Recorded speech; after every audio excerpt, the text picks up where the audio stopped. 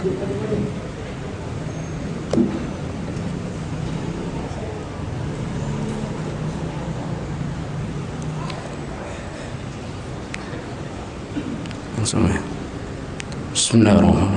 Assalamualaikum warahmatullahi wabarakatuh. Alhamdulillah hamdan katsiran thayyiban mubarakan fihi kama yuhibbu rabbuna wa yarda. Asyhadu an la ilaha illallah wa asyhadu anna Muhammadan abduhu wa rasuluh. Allahumma salli ala Muhammad wa ala ali Muhammad kama sallaita ala Ibrahim innaka Hamidum Majid wa ba'd. Hadirin rahmati Allah Subhanahu wa taala, azani Allah wa iyyakum uhibbukum billah. Insyaallah kita lanjutkan kajian kita, masuk kepada al-hadits ar-rabi', hadis yang keempat. An-Nabi Abdurrahman Abdullah ibn Mas'ud radhiyallahu anhuma qala haddatsana Rasulullah sallallahu alaihi wasallam wa huwa shadiqul masduq inna ahadakum yujma'u khalquhu fi batni ummihi 40 yawman thumma yakunu 'alaqatan mithla dhalik thumma yakunu mudghatan mithla dhalik thumma yursalu ilayhi al-malak fayanfukhu fihi ar-ruh wa yu'maru bi arba'i kalimatin bi kadbi rizqihi wa ajalihi wa 'amalihi wa syaqiyyun aw sa'idun fa wallahi alladhi la ilaha illa ghairuh inna ahadakum la ya'malu bi 'amalin ahli al-jannah hatta ma yakuna bainahu wa bainaha illa dhira' fayasbiqu 'alayhi al-kitab faya'malu bi 'amali ahli an-nar fayadkhuluha wa anna ahadakum la ya'malu bi 'amalin ahli an-nar hatta ma yakuna bainahu wa bainaha illa dhira'in wasbiqu alaihi alkitabu fayamalu bi'amali ahli aljannah fayadkhuluha. Rawal Bukhari wa Muslim.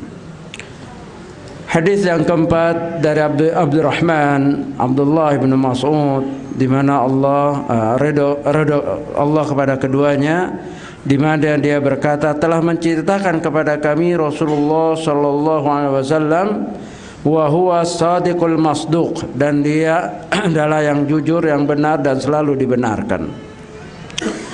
Inna hadakum yujma'u khalquhu fi batni ummi 40 yawman. Sesungguhnya salah satu di antara kamu yaitu dikumpulkan penciptaannya di perut uminya, perut ibunya 40 yawman, selama 40 hari. Tsumma yakunu 'alaqatan mithla dzalik. Kemudian menjadi alaqah, yaitu setetes darah dari percampuran air mani dengan ovum, kemudian menjadi setetes darah, seperti itu lamanya, yaitu 40 yauman mithla dzalik 40 yauman. Tsumma yakunu mudghatan mithla dzalik, kemudian menjadi segumpal daging, seperti itu lamanya. Tsumma yursalu ilal malak, kemudian diutus kepada segumpal daging itu, yaitu malaikat. Fayanfukhu fir ruh, maka ditiupkannya padanya ruh. Fayu'maru bi arba'i kalimatin, kemudian ditetapkan, diperintahkan dengan 4 ketetapan. Bikadbi rizqihi, dengan ketetapan tentang rizkinya, wa ajalihi, dan ajalnya, wa amilihi, dan perbuatannya, wasyaqiyyun aw sa'idun, baik sengsara atau senangnya. Demi Allah, fa wallahi alladzi la ilaha ghairu, demi Allah yang tidak ada ilah selain Dia. Inna hadakum la ya'malu bi'amali ahli jannah, sesungguhnya di antara kamu sungguh beramal dengan amalan-amalan ahli jannah, hatta ma yakuna bainahu wa bainaha illa dhira', sampai antara dia dengan jannah ya sekitar sehasta saja. Fayasbiqu alaihi alkitab, kemudian mendahulinya ketetapan atasnya. Fayamalu bi'amali ahli nar, kemudian dia beramal dengan amalan ahli neraka. Fayadkhuluha, maka dia masuk neraka. Wa inna hadakum la ya'malu bi'amali ahli nar, dan sesungguhnya di antara kamu sungguh beramal dengan amalan ahli neraka. Hatta ma yakuna bainahu wa bainaha illa dhira', sehingga antara dia dan neraka tinggal sehasta saja. Fayasbiqu alaihi kitab, kemudian mendahulinya ketetapan atasnya. Wa ya'malu bi'amali ahli jannah, kemudian dia beramal dengan amalan ahli jannah. Fayadkhuluha, maka dia masuk ke jannah. Rawal Bukhari wa Muslim. Ya, ini hadis, hadzal hadis hadis ar-rabi' min hadzal ahadits al-mubarakah. Ini hadis keempat dari hadis-hadis yang mulia, yang penuh berkah, yang diriwayatkan oleh Ibnu Mas'ud. Di dalamnya fihi dzikrul qadar. Di dalamnya menyebut tentang qadar, ketentuan Allah. Wa dzikru jamal khalqi fi rahmil dan menyebut tentang bagaimana proses penciptaan di rahim seorang ibu. Wa hadzal hadits aslun fi babil qadar wal inayah bidzalik. Dan tentunya hadis ini adalah yang berkaitan dengan qadar, berkaitan dengan ketentuan Allah, dan hal-hal yang menjelaskan tentang itu. Juga menyinggung di dalamnya wal khaufi minas sawabiq, khawatir atas apa yang akan mendahului kita atau ketetapan yang kita tidak tahu, dan itu rahasia Allah. Wal khaufu minal khawatim, dan juga khawatir, kekhawatiran ya dari akhir seorang atau kehidupan seseorang. Wa kama qila, sebagaimana para ulama terdahulu menyatakan, qulubul abrari mu'allaqatun bil khawatim, hati orang-orang yang bijak, orang yang baik selalu berkaitan erat, ya, hatinya mawas diri dengan akhir dari kehidupan. Yaqulun, mereka berkata, bimadza yakhtamu lana, akhir kita ini apa yang Allah kehendaki terhadap akhir kita ini, ya. Wa qulubul muqarribina mu'allaqatun bis sawabiq, yaquluna madza sabaqa lana, dan hati orang-orang yang muqarrabin, yang selalu mendekatkan diri pada Allah, ya, selalu bertanya-tanya, ya, ketetapan apa yang akan mendahului kita. Artinya, ya, orang mukmin tidak boleh merasa aman, ya, dari kehidupannya, dari gangguan yang ada, terutama berkaitan dengan iman. Dia tidak akan merasa cukup dengan apa yang telah dia buat, karena dia tidak tahu akhir hayatnya. Kenapa? Karena itu rahasia Allah, sebagaimana nanti akan diterangkan dalam hadis yang mulia ini. Wa hadza huwal imanu bil qadar, inilah hakikat daripada iman dengan qadar, ya, al iman bil qadar khair wa syarrih, beriman kepada ketentuan Allah baik dan buruknya. Wal khaufu minal kitabis sabiq, yang khawatir dengan ketentuan Allah yang menyusul, yang merubah, ya, kondisi seseorang. Wal khaufu minal wal khatimah, dan juga khawatir dengan akhir daripada kehidupan ini. Wa huwa min atharil iman, ini ada merupakan bukti dari keimanan seseorang. Orang beriman mesti dia akan memikirkan, ya, dan memohon kepada Allah agar mendapatkan apa? Husnul khatimah, ya, akhir yang baik, akhir, ya, yang sempurna, akhir dalam keadaan beriman. Wala tamutunna illa wa antum muslimun, jangan sekali-kali kamu mati kecuali kamu dalam keadaan Islam, keadaan berserah diri kepada Allah bitauhid. Ya. Jadi yang demikian merupakan wa huwa min atharil imanil qadar khair wa syarrih, merupakan efek dari keimanan seseorang dengan takdir baik dan buruknya. Wa inna hadzal hadits dalla ala anna hunaka taqdiran umriyan likulli insan, dan di sana hadis menunjukkan, ya, takdir, ketentuan tentang umur seseorang, karena ditetapkannya ajal. Wa hadza taqdirul umri yaktubuhul malak bi amrillahi jalla wa ala, Ya, ketentuan tentang umur, tentang urusan, tentang rezeki, tentang ajal, itu semua perintah Allah yang Allah perintahkan pada malaikat untuk menyampaikannya ketika di rahim seorang ibu. Ya. Nah, hadis ini juga banyak faedah yang kita akan ambil di dalamnya yang tidak mungkin selesai dalam satu pertemuan yang singkat ini. Ya. Di mana perawinya yaitu Abu Abdurrahman Abdullah bin Mas'ud di dalam hadis ini mencatatkan fihi Ibnu Mas'ud yaitu haddatsana Rasulullah wa huwa shadiqul masduq, telah menceritakan kepada kami Rasulullah SAW dan dia adalah shadiq al-masduq, orang yang shadiq, yang jujur, yang selalu dipercaya, dibenarkan omongannya. Para ulama menyatakan hadis ini ya karena begitu beratnya menyangkut tentang qadar, penciptaan, ya, penciptaan, proses penciptaan manusia di rahim seorang ibu. Yang kita tahu sendiri bahwa Rasulullah SAW tidak pernah sekolah dalam hal ini tentang ilmu kemanusiaan, tidak pernah sekolah tentang ilmu kedokteran dan seterusnya. Dan ketika Rasulullah SAW mengucapkan hal ini, alat-alat kedokteran belum secanggih sekarang.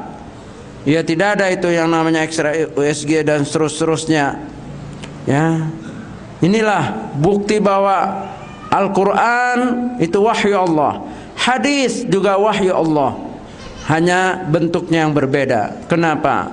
Karena dijamin oleh Allah, wa ma yantiqu 'anil hawa in huwa illa wahyu yuha. Tidaklah Nabi mengucapkan dari hawa nafsunya, melainkan wahyu yang diwahyukan kepadanya. Contohnya hadis ini. Maka hadis ini diperkuat dengan ucapannya perawi, yaitu siapa? Ibnu Mas'ud, dengan menyatakan shadiq al-masduq. Karena bisa jadi ketika itu orang mengingkarinya, karena tidak ada alat-alat yang canggih untuk merekam bagaimana proses janin dari bercampurnya air mani ke ovum atau ke telur, kemudian berproses menjadi menjadi tetes darah, segumpal daging dan seterusnya menjadi makhluk dengan waktu yang telah ditetapkan atau disebutkan secara jelas. Dan inilah mukjizat yang Allah berikan kepada Rasulullah SAW. Sebetulnya hadis ini cukuplah seorang beriman kepada atau bersaksi bahwa Muhammad SAW adalah Rasulullah, adalah utusan Allah akhir zaman. Ya. Adapun haddatsana ini merupakan cara bagaimana para perawi hadis di kalangan sahabat. Ada yang memakai haddatsana, ya, wahia menurut para ahlu hadis, kalimat haddatsana telah menceritakan kepada kami, wahia a'laha, ya, li ajalli qauli sahabah haddatsana Rasulullah SAW. Ini cara atau kiat penyampaian yang tertinggi di kalangan ahlu hadis, ya, apabila hadis itu diawali dengan haddatsana. Derajat selanjutnya akhbarona. Ya, begitulah. Ini kita nggak akan memperdalam masalah hadis itu. Wa huwa shadiq, yani alladhi ya'ti bisidqi, was-sidqu haqiqatuhu al-ikhbar bima huwa muwafiqul waqi'. Dia Rasulullah SAW dijuluki as-sadiq, dan sahabatnya juga, sahabat yang terdekatnya Abu Bakar Siddiq, orang yang termulia setelah Nabi SAW.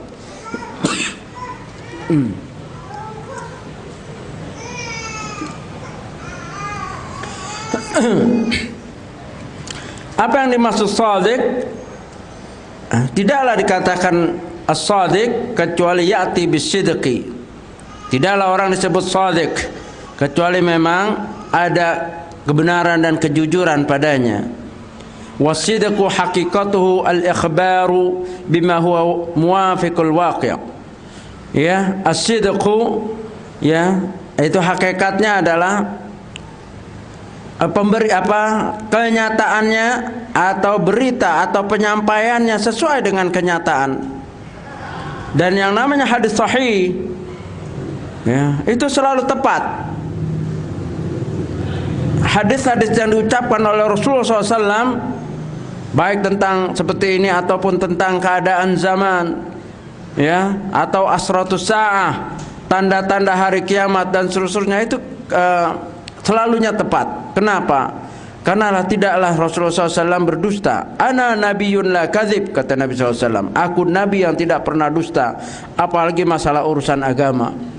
Maka sangat dibenci oleh Allah ya, orang yang berdusta atas nama nabi yang jujur. Nabinya jujur, tetapi ada beberapa orang yang dusta, mengatasnamakan nabi ya, dengan menyebar hadis-hadis palsu dan dhaif, hadis-hadis mungkar, mengatasnamakan nabi padahal nabinya adalah jujur. Ini makanya orang seperti ini dikatakan berdusta atas nama nabi. Hadisnya hampir mutawatir ancamannya. Man kadzdzaba alayya muta'ammidan falyatabawwa maq'adahu minan nar. Barang siapa yang sengaja berdusta atas namaku, ya, siap-siaplah tempatnya di neraka. Kenapa? Karena Nabi benci. Nabi benci dengan kedustaan untuk dirinya, apalagi mengatasnamakan dirinya. Ya, karena Nabi jujur. Wa huwa shadiq al-masduq. Maka kita salah satu memuliakan Nabi yaitu membenarkan ya, at-tasdiqu fima akhbar, membenarkan apa yang beliau telah beritakan. Dan berita yang beliau beritakan ya, haqiqatul ikhbaru bima huwa muwaqi'ul waqi', muwafiqul waqi', selalu cocok dengan kenyataannya. Wal kadhibu didduhu, adapun dusta adalah musuhnya. Lawannya kadzib, lawannya as-sidq adalah kadzib. Lawannya sidq adalah dusta. Dan Nabi SAW, apalagi urusan agama, apalagi urusan akidah, Nabi tidak pernah dusta. Nah, dan dusta apa? Wa huwal ikhbaru bima yukhaliful waqi'. Dusta adalah berita yang disebarkan, yang disampaikan, dan itu berselisih, menyelisih kenyataan yang ada, menyelisih keilmiahan. Wal masduq huwal musaddiq, al musaddaq yakni alladhi la yakulu syai'an illa suddiqa. Dan al masduq tidaklah ya, yaitu yang dimaksud dengan al masduq huwal musaddaq, orang yang dibenarkan, yang dipercaya, yang diterima berita-beritanya. Kenapa? Karena la yaqulu syai'an illa suddiqa. Tidaklah dia mengucapkan kecuali dipercaya. Dan sebetulnya soal manusia percaya kepada Nabi SAW ini sebelum jadi Nabi lagi, maka dia disebut Al-Amin, orang yang dipercaya. Ya, musuh-musuh, jangankan sahabat Nabi, musuh-musuh Nabi aja percaya, tapi bukan tentang dakwah la ilaha illallah. Mereka menolak dakwah la ilaha illallah, menolak risalah Nabi, tetapi tidak menolak kejujuran Nabi dalam urusan dunia. Ya, maka di antara musuh-musuh Nabi seperti Abu Jahal itu kalau pergi bersafar, dia menitipkan rumahnya kepada Nabi sallallahu alaihi wasallam. Padahal ya, nabinya dibenci, risalahnya ditolak, tapi kepribadiannya diterima. Ya, inilah yang seharusnya kita mencontoh kejujuran Nabi sallallahu alaihi wasallam. Wa qala Ibnu Mas'ud huna wa huwa sadiqul masduq wa hadhi fiha adabul lil muallim ay yunhiya al ilmu liman yu'limuhu wa ma yukhbiruhu bil ilmi. Dan inilah adab seorang ya, seorang yang belajar untuk memuji orang atau yang memberikan ilmu, menyampaikan ilmu kepadanya. Makanya sekarang ada istilah-istilah syekh, ya, ada seperti Syekh Muhammad Shalih Al-Utsaimin dijuluki faqihuz zaman, faqihuz zaman, ya, orang yang faqih pada zamannya. Ya, maka pernah ada kejadian di mana berkumpul di situ Syekh Shalih Al-Utsaimin, Syekh bin Baz rahimahullah, Syekh Albani rahimahumullah. Nah, ada soal jawab dari yang hadir. Ketika masalah itu masalah fikih, dua-duanya sepakat menyerahkan kepada Syekh Muhammad Shalih Al-Utsaimin rahimahullah. Ketika masalah pertanyaan itu masalah hadis, maka dua syekh ini menyerahkan kepada Syekh Albani. Dan ketika masalah-masalah tentang fatwa, ya, tentang siasah, tentang akidah, maka mereka menyerahkan kepada Syekh bin Baz rahimahullah. Itulah, ya, bahwa lianna hadha hadits fihi syai'un ghaibi la yudrak bil hissi wala bitajarrubah. Di sini penyataan dari perawi hadis Shadiqul Masduq, karena di dalam hadis ini ada perkara gaib yang tidak bisa diteliti dengan eksperimen atau percobaan laboratorium, atau juga tidak bisa dirasa. Ini faktornya adalah iman. Wa innama yudraku bit taslimi wal ilmi bil khabari lisidqi al mukhbiri bihi sallallahu alaihi wasallam. Akan tetapi hadis ini harus disikapi dengan iman, dengan bit taslimi, berserah diri, bil ilmi, dengan ilmu. Jadi kalau sudah taslim, iman itu bukan di sini, dia akan mengendap lagi, ya. Makanya kalau di sini nih kadang-kadang masih bisa ada penolakan. Akal, pikiran masih kadang-kadang masih ada penolakan, masih ada kegoncangan. Tapi harus ditekan lagi menjadi apa? Ya, menjadi bentuk berserah diri, pasrah, ya, dengan ilmu, dengan ketakwaan, dengan keimanan. Rasulullah SAW berisyarat at-taqwa huna, at-taqwa huna, bukan di sini. Sayangnya pendidikan kita, ya, formatnya membikin atau mencetak kader-kader yang pinter. Di sini semua. Kadang-kadang saking kepinterannya, bukan pinter, kepinteran, ya, melampau. Ayat masih dutak-atik, berita dari Nabi masih dutak-atik. Begitu nggak sesuai dengan otaknya dibilang, ini hadis dhaif, ya, ini hadis lemah, nggak mungkin. Kenapa? Nggak masuk di akalnya. Karena akalnya merasa pintar, telah meraih, ya, sains, ya, matematik, fisika, kimia, dan seterusnya, filsafat dan seterusnya. Ketika kita menerima hadis padahal sahih, padahal para ulama telah mensahihkan hadis itu, tapi dia nerimanya ya seperti gimana gitu, ya, belum taslim, ya, belum menerima dengan berserah diri, sami'na wa ata'na. Lain kalau hadis palsu memang harus kita tolak. Nah, kalau hanya mengandalkan ini, bisa-bisa hadis palsu diterima, hadis sahih ditolak. Karena ini nggak bisa menjadi standar. Makanya begitu berita-berita dari Rasulullah SAW yang sifatnya ghaibiyah, yang tidak bisa dieksperimenkan atau tidak bisa diselidik dengan laboratorium atau dengan dirasa, maka harus diserahkan dengan apa? Bit taslimi wal ilmi bil khabari lisidqil mukhbiri bihi sallallahu alaihi wasallam. Harus dengan menerima, dengan ilmu, membenarkan apa yang telah diberitakan oleh Rasulullah SAW. Maka buku Imam Syafi'i Ar-Risalah itu cukup bagus sekali, ya, untuk mengendalikan akal kita atau cara kerja kita, cara berpikir kita. Ketika belum ada buku itu, manusia liar, terutama kaum Mu'tazilah, takdimul akli minan nakli. Kaum Mu'tazilah yang telah mendahulukan akal daripada nakli, daripada nas. Ya.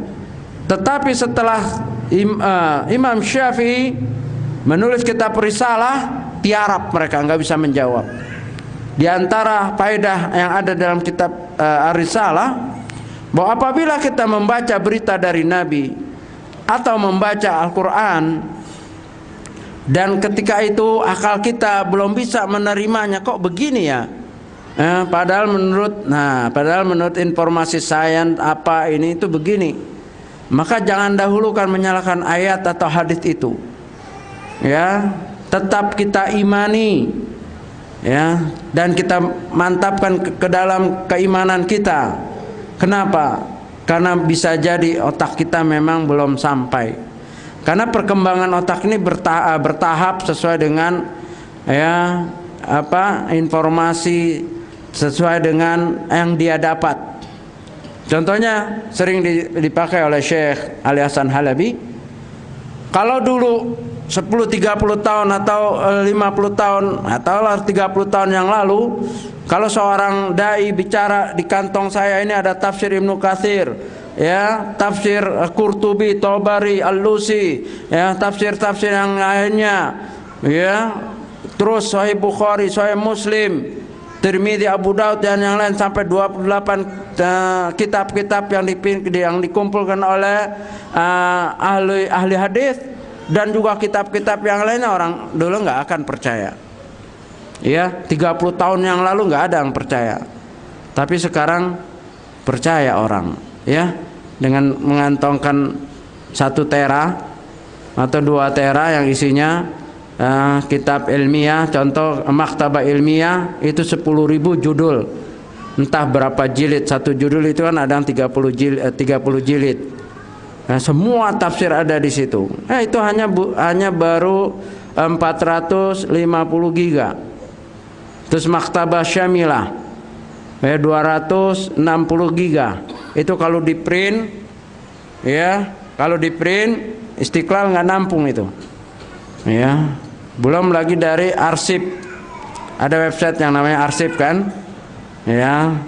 Nah, itu adalah seluruh perpustakaan di dunia nyetor ke dia dalam bentuk PDF. Nah, itu yang Arab dari semua perpustakaan, terutama perpustakaan kalau kita ambilnya kan perpustakaan Islam atau perpustakaan Arab. Itu kalau dikumpulkan, sebagian sudah kita sedot informasinya, itu hampir 1 tera, 1000 giga. Itu seluruh perpustakaan Arab. Kita terus download terus. Itu kalau sekarang, kalau 30 tahun yang lalu orang bicara di kantong saya ini ada perpustakaan seluruh dunia, dan kitab-kitab Arab seluruh dunia ada di sini, kitab-kitab lama sampai yang sekarang, nggak ada yang percaya, dibilang gila, Ustadz gila itu. Tapi kalau sekarang, ya, yang nggak percaya, yang mungkin kurang ini, ya, begitu. Kenapa? Karena teknologi itulah akal. Ketika Nabi memberitakan seperti ini pada saat itu, bagaimana? Maka diperkuat dengan wa huwa shadiqul masduq. Sahabat beriman, sahabat percaya. Walaupun Nabi tidak sekolah, buta huruf, nggak punya laboratorium, bukan ke jurusan kedokteran lagi, ya, tapi sahabat percaya. Dan inilah iman yang, ya, dahsyat.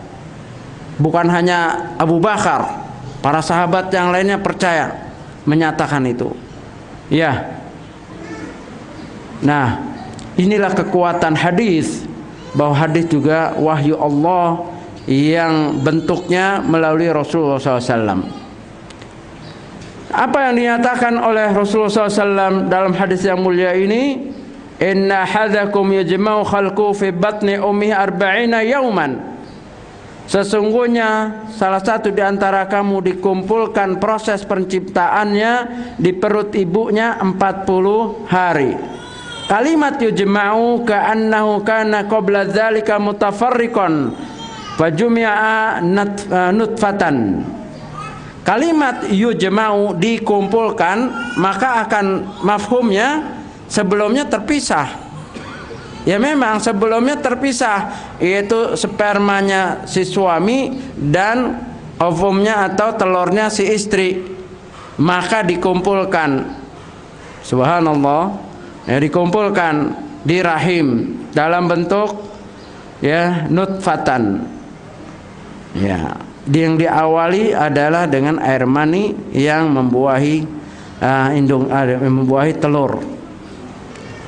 Nah, sekarang kalau kita kembali ke zaman itu, ya, atau bukalah dari buku-buku yang mungkin ada yang belajar filsafat, buku yang lebih tua dari ini, pernah nggak menjumpai dari kalangan filsafat Yunani atau filsafat di Jerman atau di mana menceritakan proses ini pada saat itu secara rinci? Ada nggak?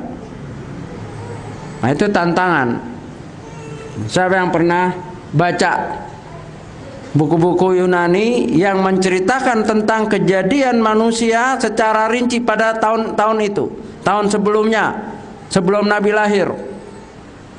Kalau ada, bawa kemari kita bedah. Kitab apa itu? Ya, itu masih gelap. Manusia masalah itu masih gelap. Tapi Rasulullah SAW menerangkan dengan terang benderang, ya, padahal dia ummi, padahal dia hanya pengembala kambing, anak yatim. Ya, itulah keajaiban wahyu. Kenapa?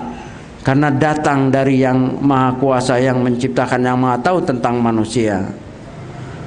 Nah, fan-nutfah hiya ma'ur rajul wa ma'ul mar'ah. Disebut nutfah setelah bercampurnya air lelaki dan airnya wanita, ya, sperma dan ovum, atau sperma dan telur.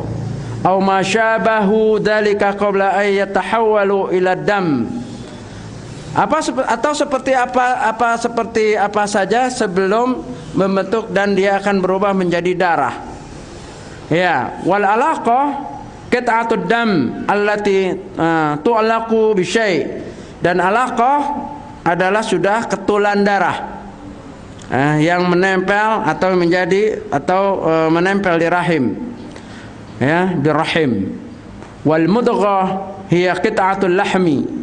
Adapun mudghah adalah ketulan dari daging, dari sperma membuahi ovum, kemudian menjadi darah, menjadi ketulan darah, nempel di rahim, ya, kemudian menjadi segumpal daging. Itulah asal kita, ya, itulah keadaan betapa lemahnya kita.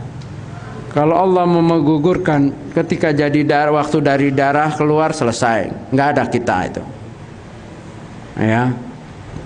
Kalau Allah mau menggugurkan, baru proses jadi daging, gugur, keluar, selesai, ya.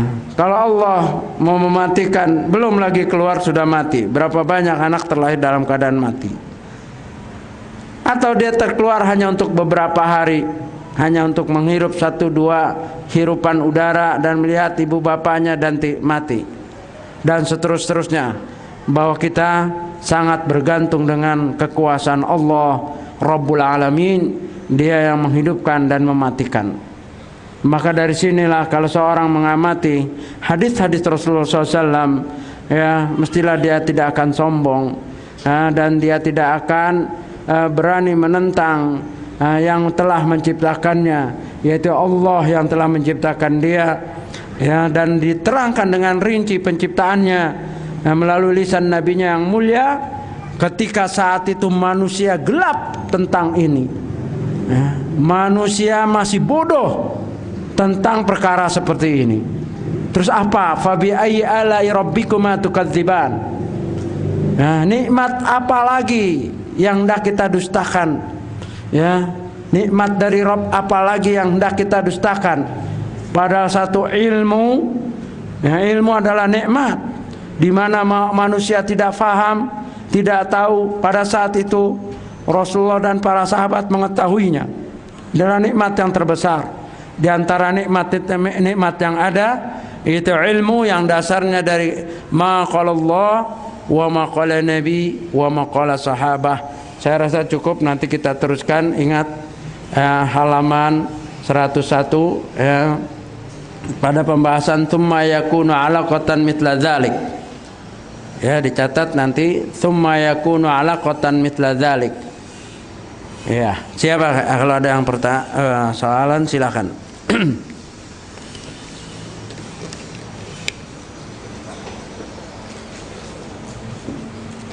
Kalau tidak ada kita tutup. Saya bertanya. Ya. Assalamualaikum. Waalaikumsalam. Tadi sampaikan bahwa kita tidak boleh merasa aman dengan gangguan iman. Mungkin yang terakhir ini ada khususnya gangguan iman, kita punya Syiah, ISIS segala macam. Kiat-kiatnya bagaimana? Iya. Iya. Betul bahwa syaitan di dalam jeratan syaitan ada 7 jeratan syaitan yang dibahas oleh Imam Ibnu Qayyim. Di antaranya syaitan mengajak kepada kemusyrikan. Kalau seorang itu lolos dari kemusyrikan, syaitan akan mengajak kepada perkara bid'ah. Bid'ah yang paling parah adalah bid'ah masalah akidah. Contohnya faham Khawarij, faham Rafidhah, itu adalah bid'ah yang dimunculkan, yang ditanamkan, dan setan sangat berkeinginan untuk manusia itu mati dalam keadaan memikul atau meyakini bid'ah itu, karena bid'ah itu perbuatan setan. Nah, seorang memang tidak boleh merasa aman dalam hal-hal itu. Kenapa? Karena dia masih proses. Hatinya ini masih bisa bolak-balik. Para sahabat aja berdoa di dalam doa-doanya yang sahih, ya muqallibal qulub tsabbit qalbi ala dinik. Ya Allah, Engkau yang membolak-balikan hati, tetapkan hati kami dalam agamamu. Di dalam Al-Quran, di dalam surat Ali Imran, doa para sahabat diabadikan di Al-Quran. Rabbana la tuzigh qulubana ba'da idh hadaitana wa hab lana min ladunka rahmatan innaka antal wahhab. Rabbana la tuzigh qulubana, ya Allah, jangan Engkau sesatkan, Engkau pensongkan ya hati kami. Rabbana la tuzigh qulubana ba'da idh hadaitana, setelah Engkau memberi hidayah. Alhamdulillah, dahulu kita mungkin tidak tahu akidah yang benar, sunnah tidak tahu. Tetapi setelah tahu, alhamdulillah, tapi tetap waspada. Karena kalau kita lalai, merasa sudah mendapat jalan yang benar, tidak mau belajar, tidak mau bersama, tidak ada hubungan dengan syekh-syekh, dengan para ulama, dengan ahli ilmu, dia berjalan sendiri saja, khawatir ya dia akan terkena subhat lagi, terkena fitnah lagi, dan setan sangat senang dengan orang yang memisah dirinya atau menyendiri, sebagaimana serigala ya akan menerkam kambing atau anak kambing yang memisah dari rombongannya. Makanya tetap kita harus bersama. Kita tidak merasa aman ya, maka kita harus bersama dengan Ahlussunnah wal Jamaah ya, yang berjalan dalam manhaj yang sahih, berteman dengan orang-orang yang jelas akidahnya, manhajnya. Jangan asal berteman, karena Nabi SAW juga mengingatkan, almaru madini khalili falyanzu ila man yukhallilu. Seseorang bersama agama temannya, hendaklah dia hati-hati ya, dalam mengambil teman. Jangan mentang-mentang udah paham sunnah, sudah ngaji, ngambil teman sembarangan. Orang Syiah dijadikan teman dekat. Pertama ya karena persatuan, persaudaraan, karena kenal dekat, atau dia baik secara ekonomi, mumpuni, dan seterusnya. Lama-lama ikut mencela sahabat, lama-lama ikut mencela istri-istri Nabi. Ya, itu bukan mustahil, dan itu ada ya, kita nggak sebut orangnya, tapi ada. Yang Syiah, sekarang Syiah, padahal dulu ya, di antara penyapot dakwah-dakwah itu ada. Ya, maka hati-hati ya, karena kita tidak tahu akhir kehidupan kita ini. Kita harus bersungguh-sungguh. Seandainya kita sudah, alhamdulillah, kita bertahan terus, kita ada anak dan istri, apakah mereka aman? Maka dalam hal ini kita tidak boleh egois. Qu anfusakum wa ahlikum nara wa quduhan nasu wal hijara. Selamatkan diri kamu dan keluarga kamu dari api neraka. Kalau kita alhamdulillah mengenal sunnah, manhajnya benar, akidahnya benar, anak istri kita bagaimana? Kalau anak kita alhamdulillah, saudara kita bagaimana? Orang tua kita bagaimana? Tidak boleh seorang lengah, merasa aman sehingga lengah, seolah-olah surga sudah di sakunya, ya, seolah-olah kaplingnya dia sudah di sana, sudah jelas, ya, padahal dia tidak tahu mati dalam keadaan apa. Nanti akhir hadis ini seram, menggambarkan, ya tadi sudah digambarkan bahwa orang yang beramal dengan amalan ahlu jannah sehingga datang ketetapan dari Allah, dia beramalan amalan ahlu neraka, fayadkhuluha, dia masuk neraka. Maka kita tidak boleh sombong dalam hal ini, tidak boleh merasa aman, merasa kuat sehingga kita berani menentang, tidak. Kita tetap berlindung kepada Allah, memohon kepada Allah, dan bersama kaum muslimin, ya, bersama Ahlussunnah wal Jamaah dalam kegiatan-kegiatannya, ya, terutama di dalam majelis-majelis ilmu. Wallahu alam.